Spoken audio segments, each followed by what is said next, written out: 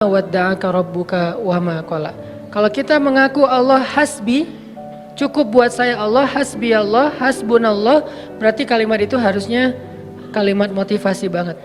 Terjemahan dari kalimat itu banyak. Ma wadda'aka rabbuka wa ma qala bisa diterjemahkan la tahzan innallaha ma'ana. Bisa. Ma wadda'aka rabbuka wa ma qala bisa diterjemahkan dengan kalimat fa inna ma'al usri yusra. Ma wadda'aka rabbuka wa ma qala bisa diterjemahkan inni ma'akuma asma'u wa ara. Aku bersama kamu berdua wahai Musa dan Harun, asma'u wa ara, mendengar dan melihat. La takhafa, jangan takut wahai Musa dan Harun. Idhaba ila Fir'aun, pergilah kamu berdua kepada Fir'aun. La takhafa, inni ma'akuma asma'u wa ara. Aku yang akan memantau apa yang terjadi pada diri kalian. Jadi aku tahu banget, update banget setiap detiknya. Bahkan sebelum terjadi, aku sudah mempersiapkan perisai untuk melindungi kalian. La takhafa, jangan takut. Itu terjemahan-terjemahan yang banyak di Al-Quran tentang kalimat ma wadda'aka rabbuka wa ma qala. Atau mungkin kita bisa challenge diri kita sendiri ya. Ketika kita tilawah Al-Quran secara acak, cari ayat terjemahan atau bahasa lain dari ma wadda'aka rabbuka wa ma qala. Coba cari di Al-Baqarah, cari di Ali Imran, itu banyak banget kalimat ma wadda'aka rabbuka wa ma qala. Rabbmu tidak pernah meninggalkanmu, gak pernah benci sama kamu. Ayatnya banyak banget bahwa Allah gak pernah ninggalin kita, bahwa Allah gak benci sama kita. Salah satunya mungkin kalau Allah gak benci sama kita tuh, misalnya ayat fa'in yuridullahu bikumul yusra wala yuridu bikumul usr.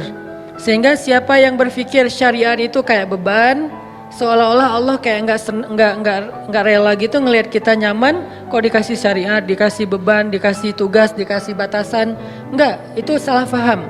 Allah ngasih syariat bukan untuk ngebebanin kita, bukan karena Allah iseng sama kita, bukan karena Allah benci sama kita, tapi karena Allah pengen memudahkan hidup kita justru dengan syariat. Syariat itu bukan mempersulit hidup kita. Kalau sebuah negara meninggalkan syariat karena takut sulit kehidupan negara itu, justru kita terjebak dalam wasawisus syaitan. Mulailah kita dengan hiruk pikuk, dengan kekacauan gara-gara meninggalkan syariat. Kalau sebuah bangsa, masyarakat, keluarga, pribadi pengen hidupnya lebih mudah, ati'u Allah wa ati'ur Rasul. Coba ikutin cara Allah, pasti akan jadi mudah. Memang di awalnya kelihatan agak-agak challenging nih. Tapi begitu kita jalanin, yusrun, mudah, semuanya mudah. Kemarin saya jalan sama istri ke Thailand. Kita jalan berdua ke Thailand, pengen main aja gitu. Jalan ke Thailand, kebetulan ada acara di Malaysia, terus mampir dulu ke Thailand. Sampai di Thailand kita ke Pattaya dulu nih.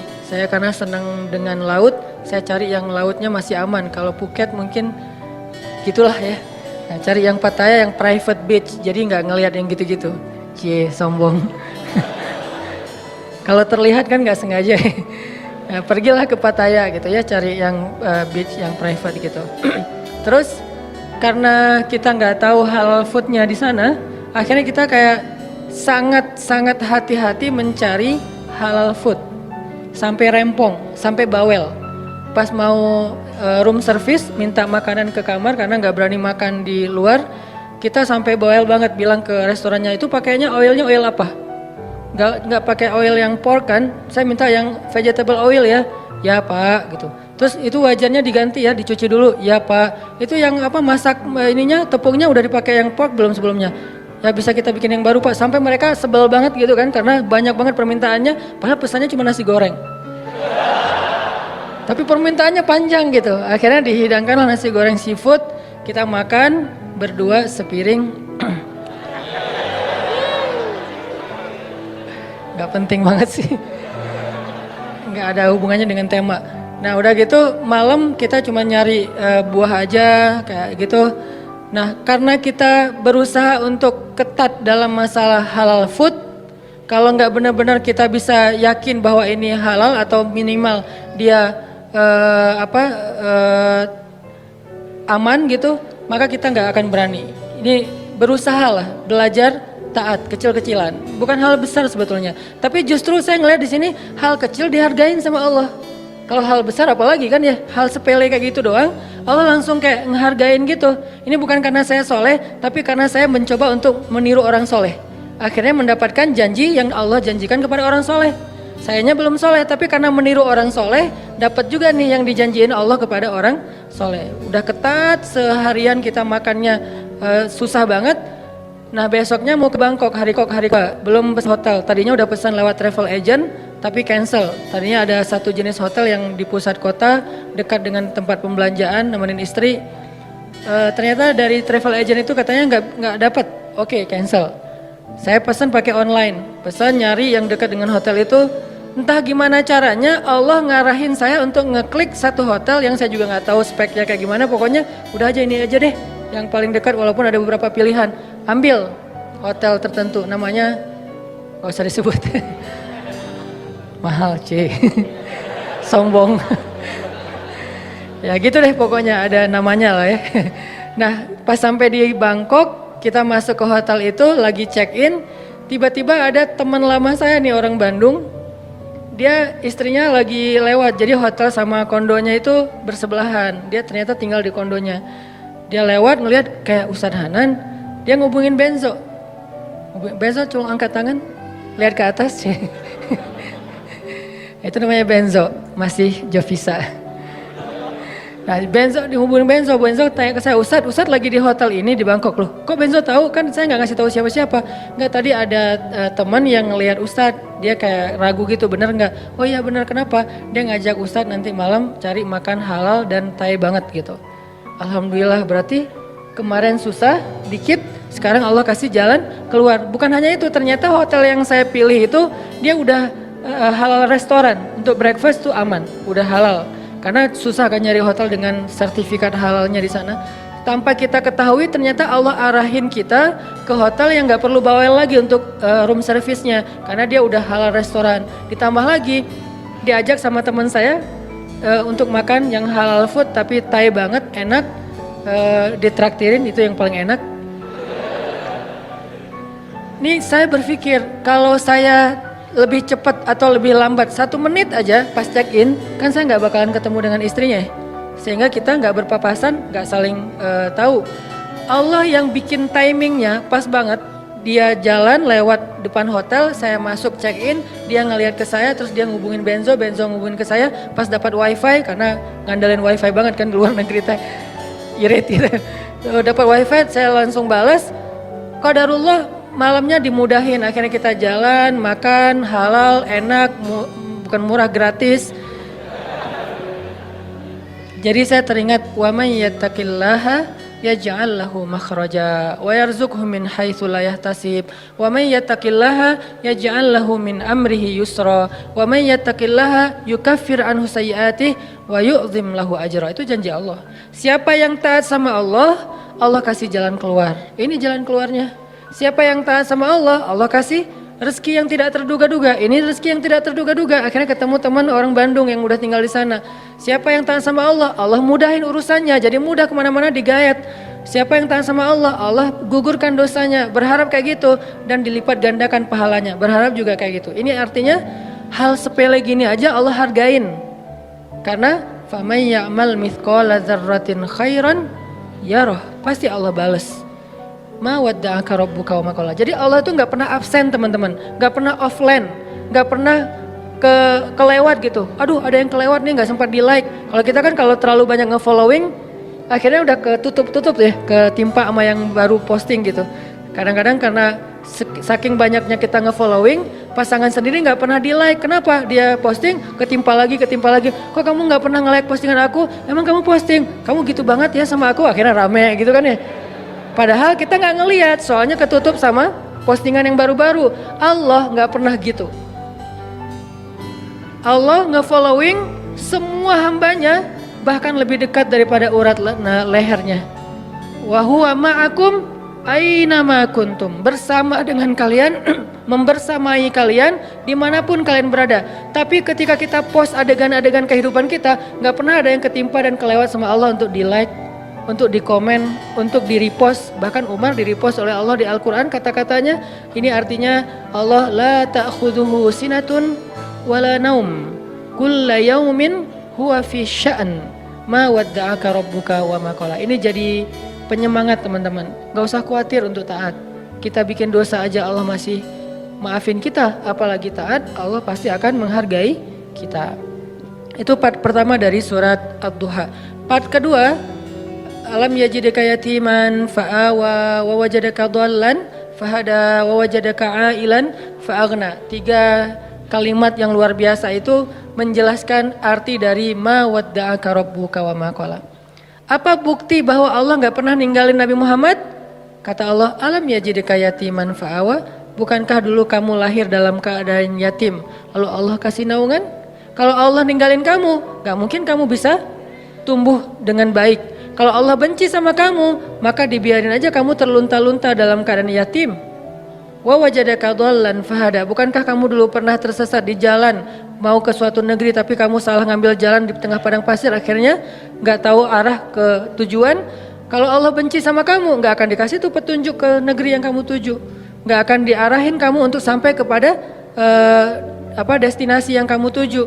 Bukti Allah ma wadda'aka rabbuka wa ma qala. Alam yajidka yatiman fa'awa wa wajadaka dhallan fahada wa wajadaka ailan fa'aghna.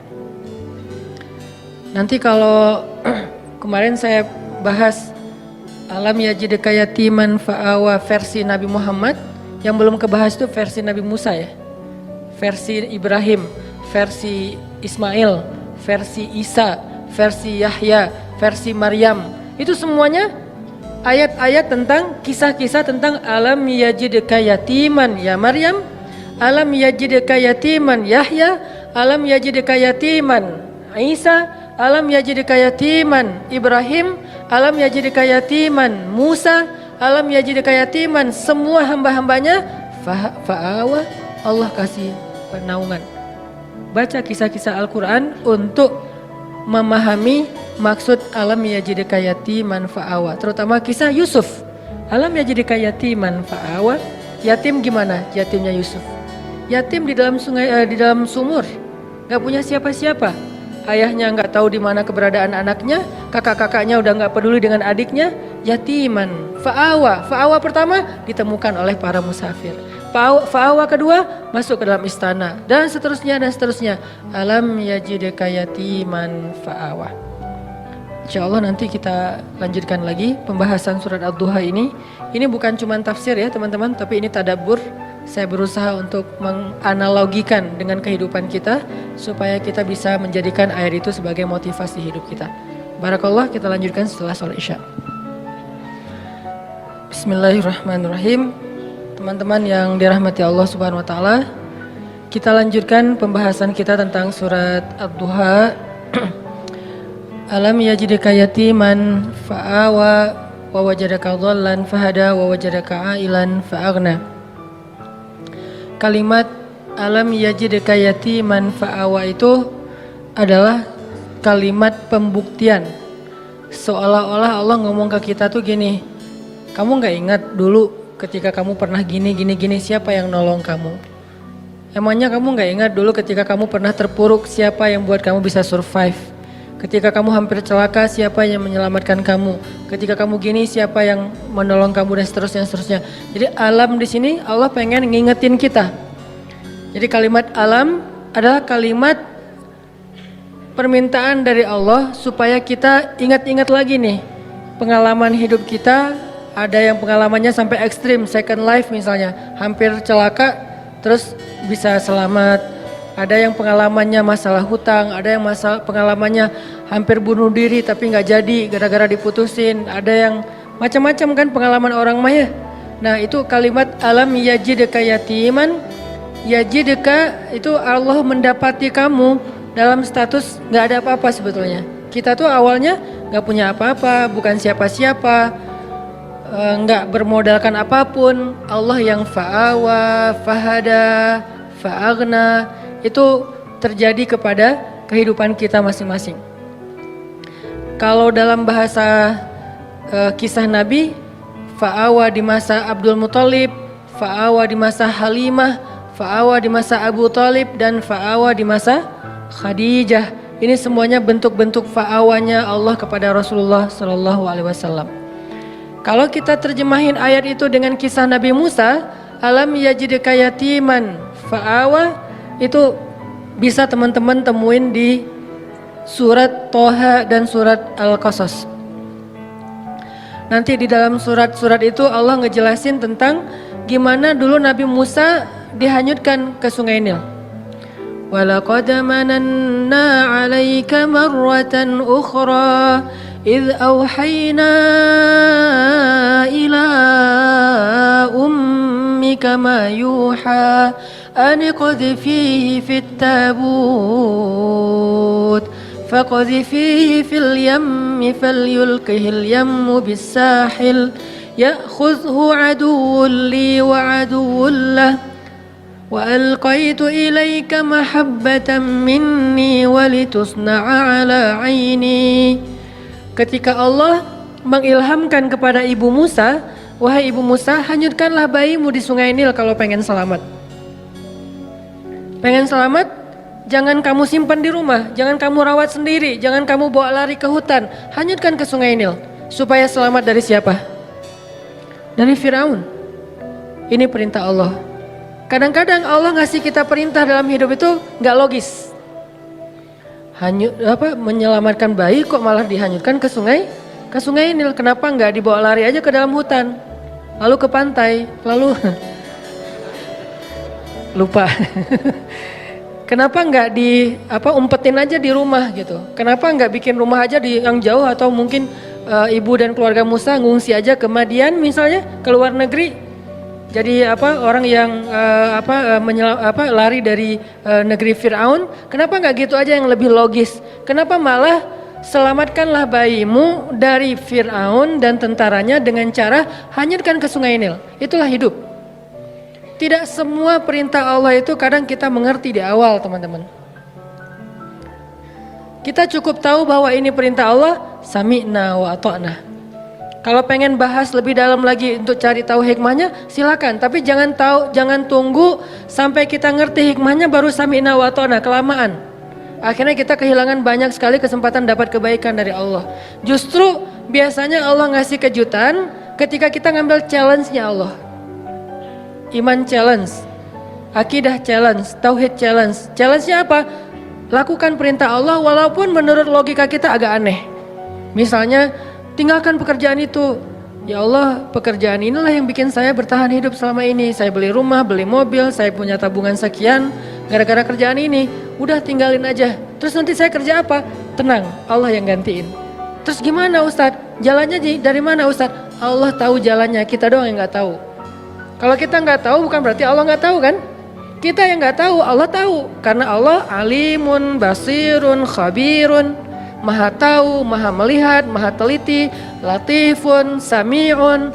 Allah maha kuasa. Jadi kalau kita nggak tahu caranya, bukan berarti dia nggak bisa. Serahin aja sama Allah. Ketika kita serahin sama Allah, Allah nggak mungkin ngecewain kita. Kenapa? Allah nggak pernah ngecewain hamba. Kita aja ke teman kalau udah diserahin satu amanah, kita berusaha untuk bikin dia terkesan, nggak sampai bikin dia kecewa. Apalagi Allah. Hanyutkan bayimu ke Sungai Nil supaya selamat dari Firaun. Setelah Allah kuatkan hati ibunya, akhirnya karena ibunya soleha, hanyutin bayinya ke Sungai Nil, berharap selamat dari Firaun. Cuman nggak bisa lepas juga, pakai kakaknya yang jadi pengintai gitu, nyari tahu adiknya hanyut kemana. Ngalir, bukannya ke negeri yang jauh, bukannya ke Sudan kayak atau ke luar negeri kayak, kan Sungai Nil itu membelah berapa negara ya.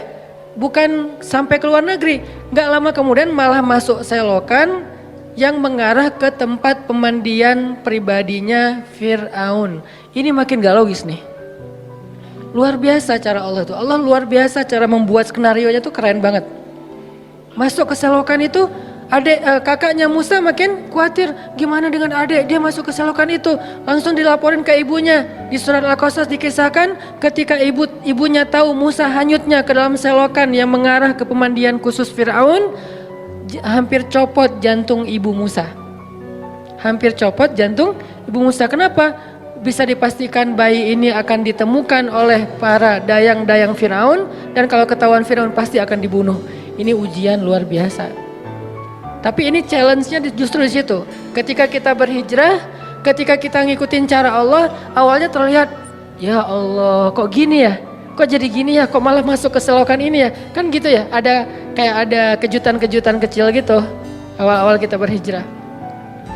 Baru aja kita halalin, putusin. Akhirnya putusin, dia langsung jadian sama orang lain. Kan itu berat banget ya. Dia kayak mudah banget gitu move on dari kita. Padahal kita mutusin itu cuman gertak doang biar dia mau halal gitu. Siapa yang takut kata dia. Akhirnya jadian sama orang lain. Itu tuh berat banget. Saya tahu rasanya. Jadi masuk ke selokan itu. Udah gitu ke sungai kecil. Ditemuin sama dayang-dayang Firaun, dikasih kepada istri Firaun. Qadarullahnya Allah udah kasih persiapan bahwa istri Firaun belum punya anak. Sehingga ketika dibuka tuh tabut, keranjang yang ada bayi Musa, dibuka dilihat oleh istri Firaun. Allah bilang di surat Toha, wa alqaitu ilaika mahabbatan minni. Aku masukkan untukmu cinta dariku. Maksudnya apa? Tiba-tiba istri Firaun jatuh hati kepada bayi Musa. Siapa yang bikin dia jatuh hati? Allah. Sebagaimana Halimatus Sa'diyah jatuh hati kepada bayi Muhammad untuk menyusuinya secara gratis, begitulah istri Firaun jatuh hati kepada bayi Musa dan mau mengangkatnya sebagai anak tanpa bertanya siapa dan dari mana asal usulnya. Wa alqaitu ilaika mahabbatan minni. Gini cara Allah nolong hambanya. Fa'awanya tuh Allah datangkan orang yang mencintai kita. Tiba-tiba ada aja yang anggap kita kayak keluarga barunya. Pernah kan kita merantau, tiba-tiba di perantauan kita nggak kenal siapa-siapa, dapat keluarga yang sebetulnya dia nggak kenal dengan kita, dia nggak tahu background kita, basic kita dari mana asalnya. Pokoknya dia tiba-tiba kayak sayang aja gitu sama kita. Saya di Mesir juga gitu, tiba-tiba ada aja orang Mesir yang sayang sama saya sehingga dianggap kayak anak angkatnya. Kamu kalau butuh apa-apa bilang ya, kamu kalau butuh apa-apa bilang. Setiap awal bulan, dan beliau siapa? Profesor lah gitu, dosen Al-Azhar. Kan banyak banget kemudahan gara-gara ada dosen, profesor, senior, kayak Allah jadikan tertarik kepada saya, senang. Kamu kalau butuh apa-apa bilang ya. Terus pas awal bulan dapat gaji langsung datengin, nak kamu udah beli buku? Belum, kasih aja. Udah sih, cuman kayak kurang aja gitu kan ya. Belum, wah ini beli buku, kasih beli buku. Terus kalau dia lagi panen, di Mesir itu namanya adas. Adas itu kayak kacang hijau kita tapi warnanya oranye. Jadi fungsinya kayak kacang hijau, menghangatkan tubuh, bagus, biji-bijian. Kalau lagi panen adas, dia langsung bawa beberapa karung ke rumah tuh. Nih adas buat kalian, panen anggur, panen apa, segala macam buah-buahan di kebun dia tuh dibawa ke rumah kita. Kenapa? Wa alqaitu ilaika mahabbatan minni. Allah yang bikin dia jatuh hati kepada orang ini. Sehingga akhirnya istri Firaun langsung jatuh hati kepada bayi Musa. Firaun enggak, karena Allah sudah mengunci hatinya. Bukan karena Allah mengunci hatinya, belum sih. Karena hatinya keras, maaf salah, jangan disensor. Karena hatinya keras. Karena Allah gak akan mengunci hati seseorang sebelum Allah utus Nabi kan. Karena hatinya keras, jadi dia gak akan bisa disentuh dengan cinta. Firaun tetap marah kepada Musa yang masih bayi. Ini pasti nih anak Bani Israel yang dibuang supaya gak terbunuh nih. Gua bunuh nih sekarang. Jangan-jangan kata istrinya Firaun, dan dia ngebujuk suaminya dengan manja gitu. Gak pakai cantik sih, manja doang gitu. Akhirnya Firaun gak jadi ngebunuh Musa.